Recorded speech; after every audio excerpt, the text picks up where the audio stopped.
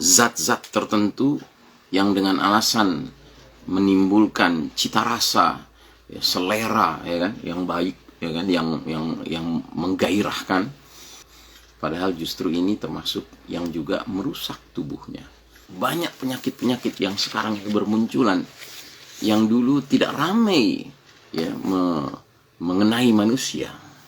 Tetapi manusia modern sekarang ini hampir pasti, ya, setiap orang ada saja jenis penyakit mengkhawatirkan yang menghinggapi dirinya. Karenanya saudaraku rahimakumullah, Bismillahirrahmanirrahim. Assalamualaikum warahmatullahi wabarakatuh. Alhamdulillah rabbil alamin. Wassalatu wassalamu ala ashrafil anbiya'i wal mursalin Sayyidina Muhammadin wa ala alihi wa ashabihi ajma'in. Faqala Allah Ta'ala fi kitabihil karim ba'da a'udhu billahi minasyaitanir rajim. Ya ayyuhalladzina amanu taqullaha haqqa tuqatihi wa la tamutunna illa wa antum muslimun. وقال تعالى في آية أخرى وإذا قرأت القرآن جعلنا بينك وبين الذين لا يؤمنون بالآخرة حجابا مستورا. أما بعد, jamaah rahimakumullah, alhamdulillah, hari ini kita jumpa kembali di hari Senin tanggal 22 bulan November 2021, dan ini merupakan bulan Rabiul Tsani atau Rabiul Akhir 1443 Hijriah. Kali ini kita akan mengangkat sebuah hadis min alamatis sa'ah, di antara tanda-tanda akhir zaman atau tanda-tanda sudah dekatnya kiamat, di mana Rasulullah sallallahu alaihi wasallam bersabda, "Inna min amaratis sa'ati ay yazhara mautul faj'ah." Sungguh di antara tanda-tanda sudah dekatnya kiamat ialah maraknya kematian secara mendadak. Saudaraku rahimakumullah, hadis ini luar biasa. Sebab dalam fenomena kehidupan nyata kita di zaman penuh fitnah sekarang ini, zaman babak mulkan jabariyatan ini, kita memang menyaksikan bermunculannya fenomena kematian mendadak ini.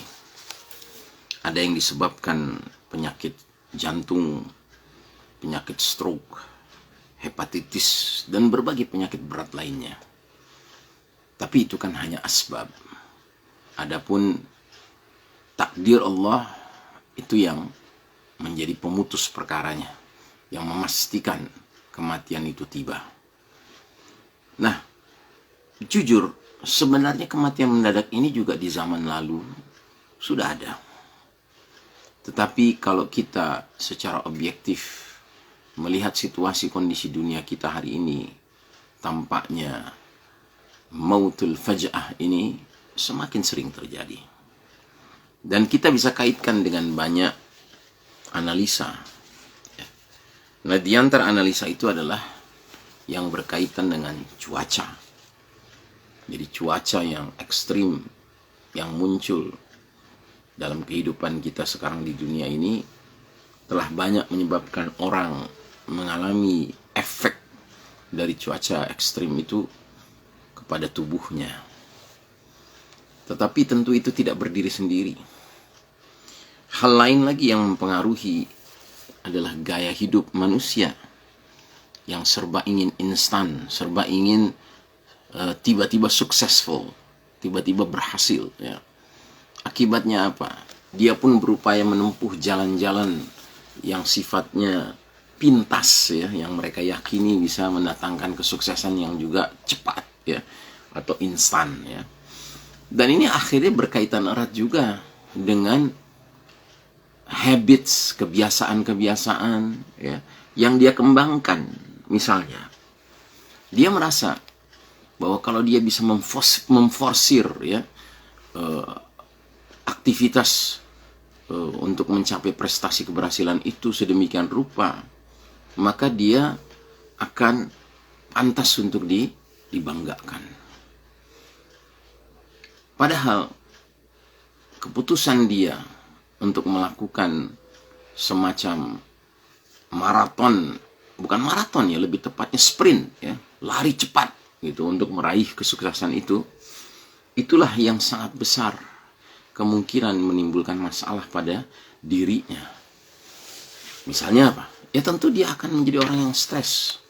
Dia akan menjadi orang yang memiliki beban-beban pikiran, beban mental yang menyebabkan fisiknya sadar tidak sadar tidak cukup kuat untuk bisa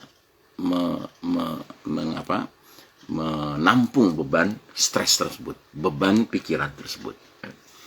Belum lagi kemudian realitas bahwa di dunia modern sekarang ini kita juga mencari makanan yang instan.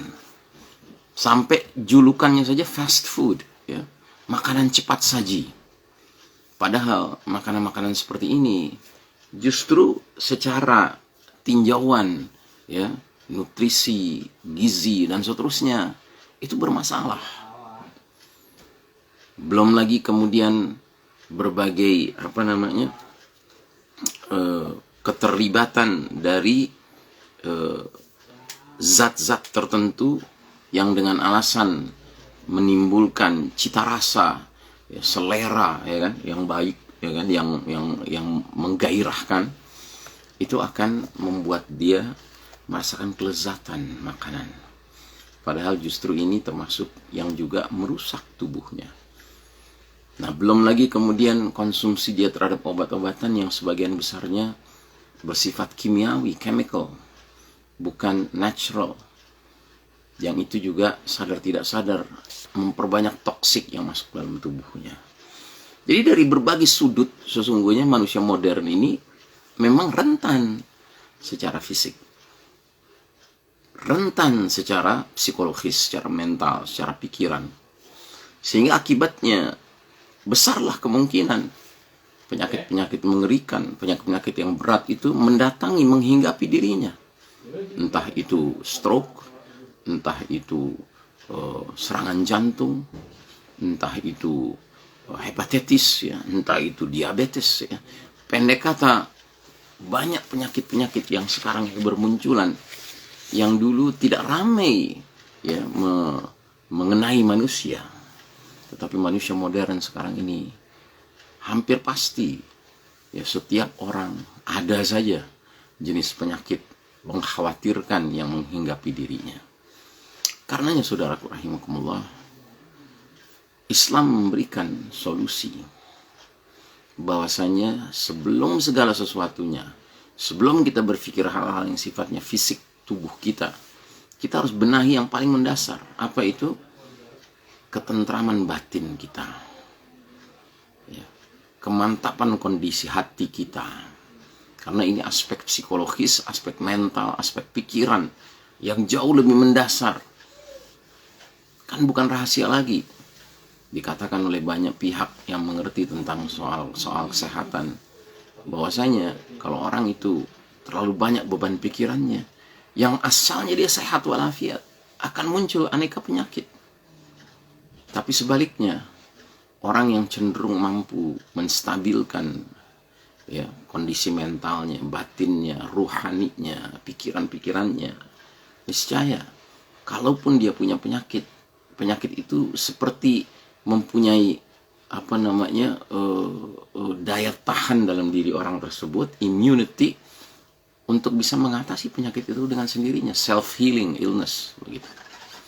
Nah, karenanya saudaraku rahimakumullah, wajar bila mana Nabi SAW menggambarkan ini sebagai min amaratis sa'ah, ya, di antara tanda-tanda sudah dekatnya kiamat, tanda-tanda akhir zaman, munculnya fenomena maut al-faj'ah, ya, kematian mendadak. Ya. Nah, karenanya saudaraku rahimakumullah, Allah Ta'ala jelas dalam surat Ar-Ra'du ayat 28 berfirman, walladzina amanu tatma'innu qulubukum bidzikrillah, ala bidzikrillahi tatma'innul qulub. Dan orang-orang beriman tentram hati mereka dengan mengingat Allah. Ketahuilah, hanya dengan mengingat Allah lah hati menjadi tentram. Pantas jika dikatakan bahwa orang-orang yang cerdas, yang menggunakan akalnya, ulul albab, itu dicirikan di dalam Al-Quran surat Ali Imran 191 sebagai orang-orang yang alladzina yadhkuruna Allaha qiyaman wa qu'udan wa ala junubihim. Mereka orang-orang yang zikrullah, mengingat Allah, baik dalam keadaan berdiri, duduk, maupun berbaring.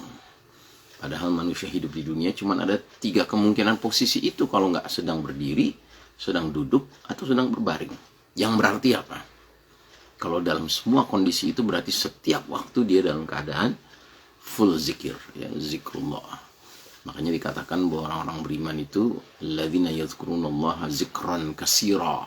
Orang-orang yang banyak mengingat Allah dengan ingat yang sebanyak-banyaknya. Sebaliknya orang-orang munafik, mereka digambarkan sebagai la yazkurunallaha illa qalila. Mereka tidak mengingat Allah, zikrullah, kecuali sedikit saja. Mudah-mudahan Allah Ta'ala membimbing kita senantiasa di atas jalan keridhaannya, mengikuti petunjuknya, mengikuti petunjuk Rasulullah SAW, suri tauladan kita. Sehingga dengan itu bukan saja kita hidup dengan keselamatan dunia akhirat, tapi juga kita hidup dengan relatively kesehatan fisik kita bisa kita jaga. Wassallallahu ala nabiyyina Muhammadin wa ala alihi wa ashabihi ajmain. Wassalamualaikum warahmatullahi wabarakatuh.